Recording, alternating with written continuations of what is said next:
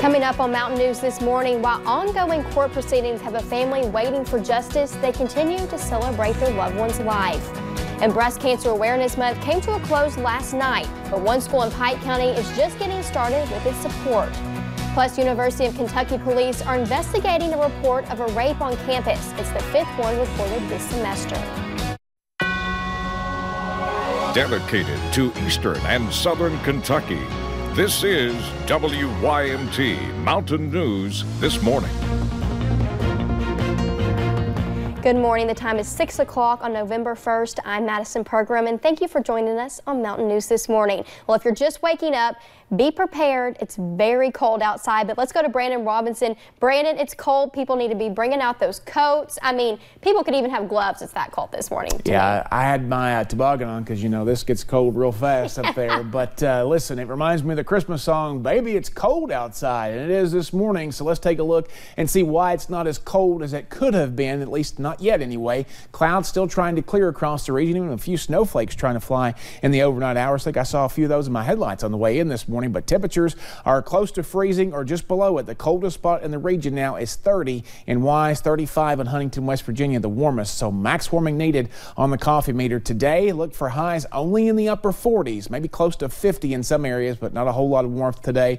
Headlines as we look ahead, you'll see that freeze warning continue until 10 o'clock this morning. That's for everyone. Chilly day ahead, and then a sunny weekend, which won't bring a whole lot of warmth. More trick-or-treats going on tonight and tomorrow as well. We'll talk more about all that and track out the weekend here in just a little bit. Madison. Thank you, Brandon. Well, we have learned that a small plane crashed in western Kentucky last night, killing the pilot. The single-engine Piper Saratoga PA-32R went down about 4 miles north of Barkley Regional Airport near Paducah. An airport official said the plane was on its approach when the accident happened. The crash did not affect operations at the airport, and authorities say the pilot was the only person on board, and they are working to notify next of kin. The FAA and the NTSB are investigating. And almost 4 years have passed since Trevor Dykes was killed at his home in Clay County. While the ongoing court proceedings has family waiting for justice, they continue to celebrate his life. This year will be the second annual racetrack memorial for Dykes. WYMT's Lacey Roberts talked with Trevor's parents about how they keep his memory alive. When the leaves begin to change, it is a sign the holiday season is right around the corner. Because he loved Christmas, Thanksgiving, Halloween. He loved it, and racing, and making it more difficult for the Dykes family. They find comfort through prayer. That's what keeps you going. To keep his memory alive, they planned a memorial at the London Dragway. He loved racing, loved hot rodding, he loved the racetrack. Wanting everyone to be there in the spirit to cheer. He wouldn't want us to be sad. As they celebrate as a racing community. We're going to let everybody go down the track, a victory lap for their loved ones that they lost. And his dad knows the one thing he would ask for. His old car that he had when he got killed, we had it repainted and stuff. And I'm going to bring it. Trenton want me to do a burnout for him. Yeah, I agree. As they come together to celebrate Trevor's life. In London, Lacey Roberts, WYMT Mountain News. The racetrack memorial is on Sunday from noon to 5 p.m. It is free to the public, and there will also be trophies given to kids for a bicycle race.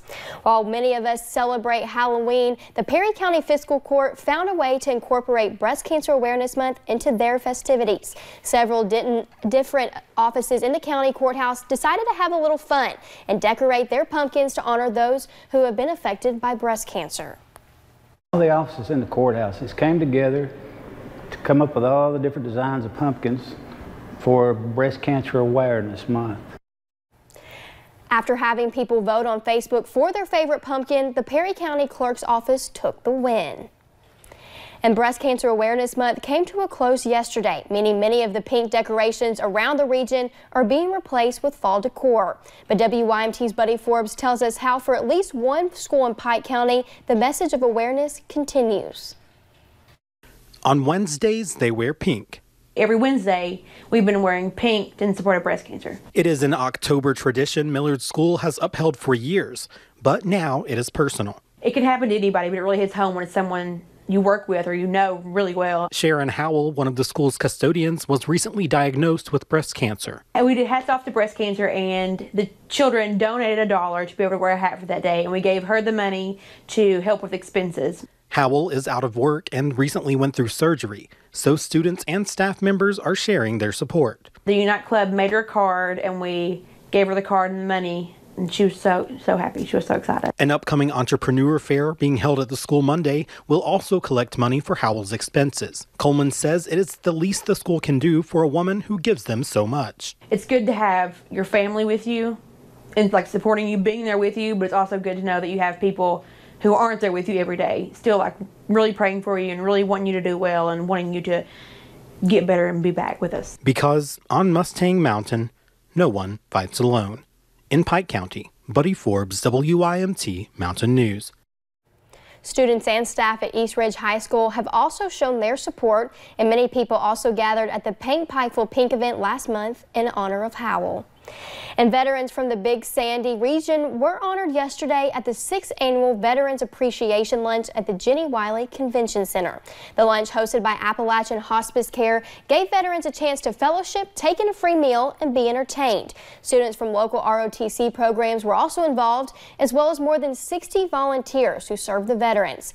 Appalachian Hospice Care founder and CEO Sharon Branneman says the event is her organization's way of showing respect for the men and women who served in the military. Veterans were not always welcomed home the way they should be. We feel it's important that they be honored in the manner which they deserve, fighting for our freedom, representing our country. The event takes place annually on the 4th Thursday in October. And dozens of people in Mingo County, West Virginia will soon be without a job after Williamson Memorial Hospital announced that they are laying off around 35 workers as part of the restructuring plan. We told you last week when the hospital filed Chapter 11 bankruptcy. Now the hospital is announcing structure changes, closing multiple clinics and moving some specialty services to other specialists in the region. Patients needing intensive care will also be transferred, and Workforce West Virginia will be on site today to assist these employees. For more detailed information on this restructuring plan, you can visit our website at WYMT.com. And a $4 million grant is expected to help grow new companies in Kentucky. The grant will help pay for the Kentucky Network for Innovation and Commercialization, or Kinetic. Its goal is to help advance biomedical research innovations. The founding members say the new developments could help tackle some of the country's biggest health problems, like heart disease, diabetes, and cancer. But taking that discovery and commercializing it and making it available on a large scale is what this grant will support. So it has the opportunity not only to improve life, extend life, but it certainly has an effect on our commerce. Researchers from the University of Kentucky and Louisville are part of Kinetic, along with other universities across the Commonwealth. And Kentucky's ACT scores saw a drop in 2019. According to data released yesterday, Kentucky's high school graduates who tested in English, math, reading, and science saw a 2% decrease in college readiness benchmarkers. The drop has Kentucky at just 18%, down from 20%. Composite scores also dropped along with the national average. The scores are a predictor showing how successful students may be in college courses. The data also shows an achievement gap between racial groups.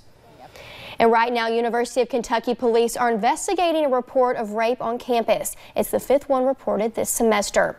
One way victims can seek help is the Violence Intervention and Prevention Center, or VIP.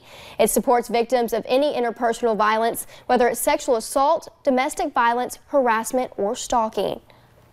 If anyone feels like they've experienced interpersonal violence, then they can come in, sit down with one of our advocates, chat with them. Folks can share as much or as little as they feel comfortable sharing about their experience. Police say the alleged incident happened shortly after midnight on September 27th. And a Georgia man who was in prison serving a life sentence for rape and aggravated child molestation somehow got out of prison and ended up in Kentucky. Tony Macon Mendez was captured in the Commonwealth last night. Authorities in Georgia say he was released on Friday. The fugitive was captured in Fort Thomas in northern Kentucky. The Georgia Department of Correction has not said much about why the man was allowed to walk free. At this point, they just say there was an error. It's not clear exactly when Mendez will head back to Georgia. And Penn State University is investigating a new allegation of abuse by convicted child molester and former assistant football coach Sandusky. Sandusky was convicted in 2012 of sexually abusing 10 boys over the course of at least 15 years. He was sentenced to at least 30 years in prison. A university spokesperson says an incident report filed Tuesday with university police describes the victim being sexually assaulted between June of 2000 and September of 2010. Sandusky's attorney says his client does not know what the allegations are about, and he denies anything happened. The attorney said neither he nor Sandusky have been contacted by officials about the alleged incidences.